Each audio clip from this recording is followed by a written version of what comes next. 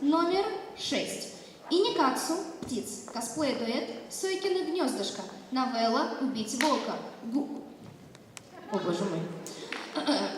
Гуюнь? Сейчас я чуть-чуть... Да куда? Вы подождите, да ё-моё! Ну, Свет, верните его, спасибо. Гуюнь, Чанген. Поприветствуем активно аплодисментами!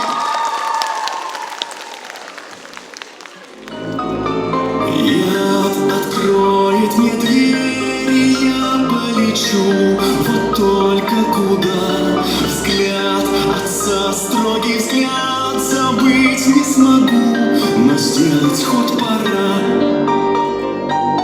Уважать отца ты должен, ему руки целовать, за его большую щедрость надо должное отдать. Люди никогда не понимали, горло лишь сильнее сжимали, что не день, но испытание улететь бы, но все же это мой дом родной.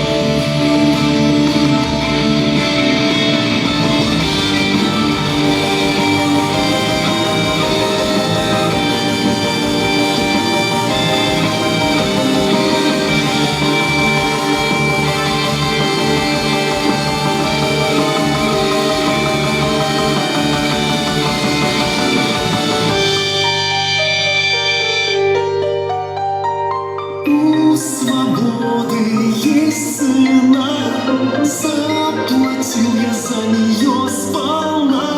Мне не жаль, мне не жаль, мне не жаль.